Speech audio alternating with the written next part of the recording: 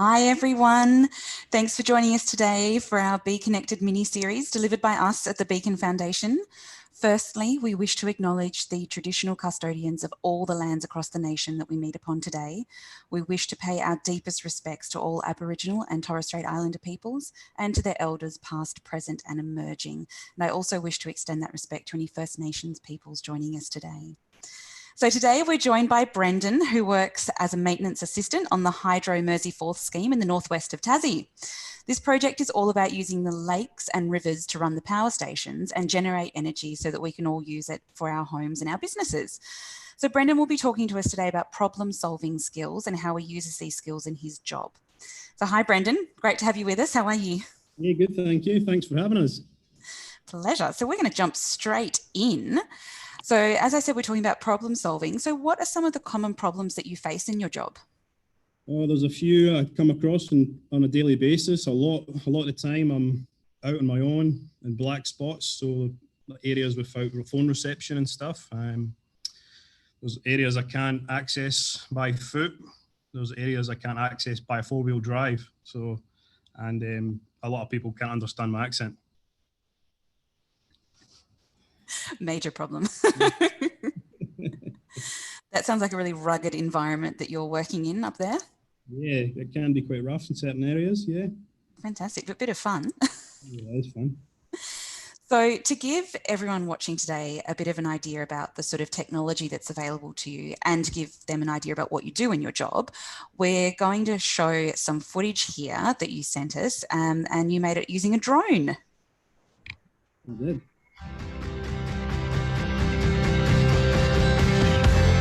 Hi there, my name is Brendan. I'm a maintenance assistant at Hydro Tasmania.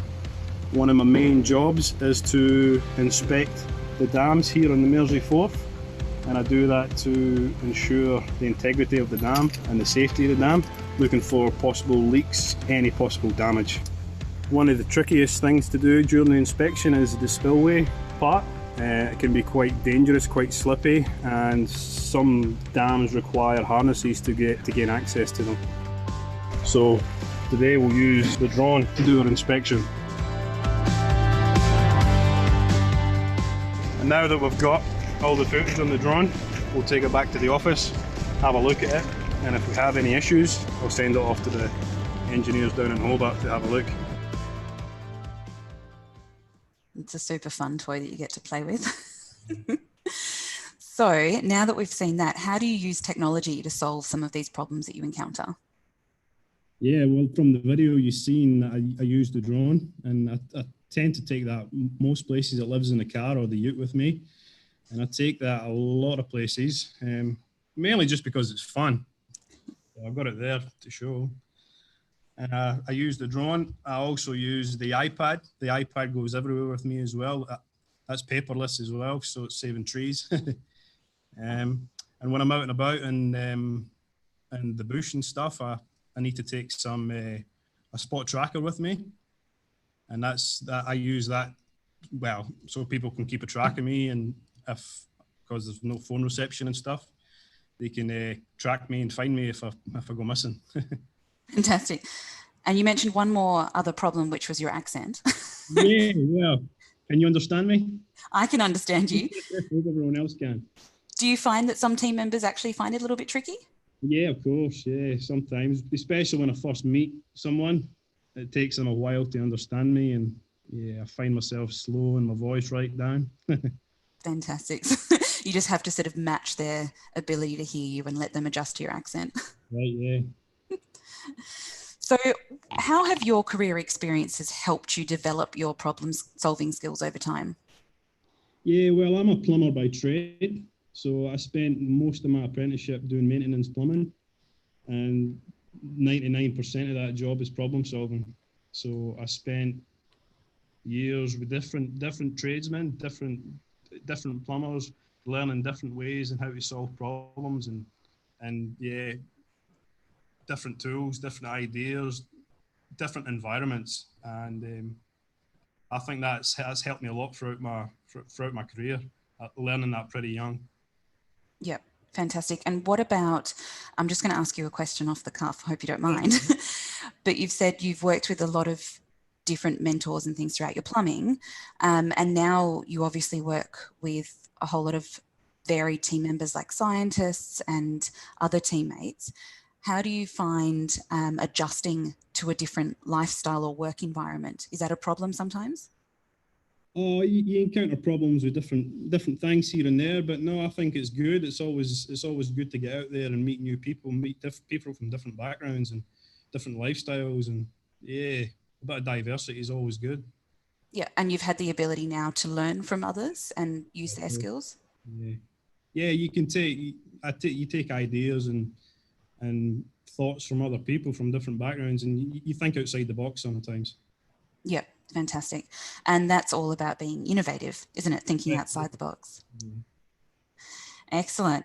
So now there may be some problems that no matter how creative and innovative we are, so how, our ability to think outside the box, we just simply cannot solve the problem. So do you have any advice around what we could do in these circumstances?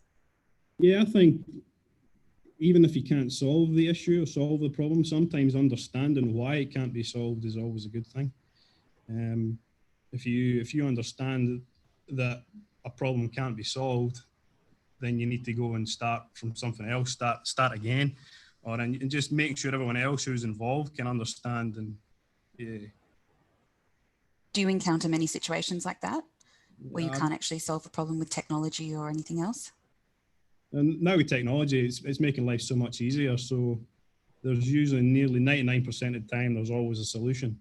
And sometimes, as you say, you need to think outside that box and ask people from different backgrounds, different areas for advice. And usually it could be the first year apprentice or someone that comes up with the idea. Fresh eyes is always a good thing. Absolutely. And I'm sure that the first year apprentices now have access to a whole lot of other tools that you never had access to as an apprentice. Well, it was the first year apprentice that did the photography and the filming for me, and she did all the editing for me. So yeah, really good. Fantastic. And do you know how they did? So obviously before drones were around, you still had to do all the dam inspections, or the team would have. Do you know how they used to do those? Yeah, so it was mainly by foot, and you'd have your surveyors and stuff and that going on. But you would need to physically get into the spillways and stuff like that. We still do. We still go and do those things. The drone's it's just an extra. It's just an extra tool to make things easier. But yeah, a lot harder bush bashing and stronger men back in those days. And obviously the drone allows you to do your job quicker now, and also the safety aspect. Yeah, the safety thing is a big thing. Yeah. Yep. So I want to go home at night, so the drone for me, and it's fun. I just like flying it. Absolutely. Who doesn't love flying a drone? Fantastic. So we've actually reached the last question very quickly, which is fine. So for students who are now facing more and more unique and difficult situations and problems, what can they start doing now to start practicing their problem solving skills? Yeah, I think putting yourself out there and just embracing training and stuff like that. If there's training courses available, take them. I, for one, never turned down a training course or any kind of training. Somewhere I can learn something. It might be afterwards I might come out and go, well, that was a waste of time, but I usually take a little bit each time from different training. I think speaking up as well in group situations, it's one of the hardest things to do, public speaking. But I think for me personally, I came from a background in Scotland where I was real shy, real quiet. Still am slightly, but force yourself out your comfort zones and put yourself into a situation where you've never felt comfortable, you never think you would like to do these things. And I think it opens up a lot of opportunities for you, and you appreciate it afterwards. Absolutely. Builds confidence. Was that hard, sort of going from a shy kid, and you say that you're shy now, although you wouldn't be able to tell, but actually taking that first step to, ask a question or ask for help? It was hard for me. It was when I came out here as a backpacker. I was struggling for work. I really needed a job, and I really needed money. So I had an interview for just a company in Adelaide selling electricity, door-to-door cold calling. And I had one interview the day before and I failed it miserably because it was too quiet. It was a group interview, lots of different people.